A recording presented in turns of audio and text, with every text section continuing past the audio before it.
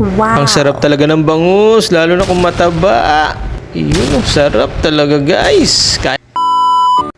Eto na nga guys, nagluto ako ng paksiw na bangus. Kaya siya naging adobo, nilagyan ko siya ng toyo.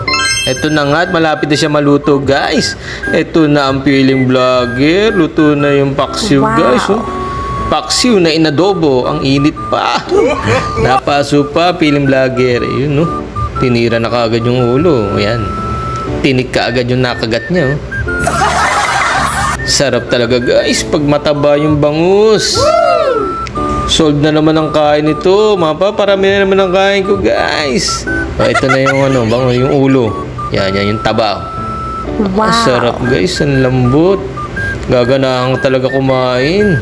At saka yung sabaw niya, panalo. Adobo na pinaksiw. Sarap sa kanin yan guys. Yun, kanin. Ayun yung sili-sili at saka talong. Pampaganang kumain yung sili dyan guys. Medyo maanghang. Nasubo na.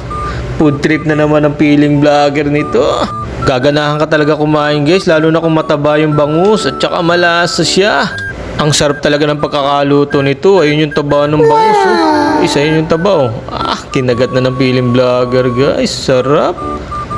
Parang nangiinggit lang yung piling vlogger.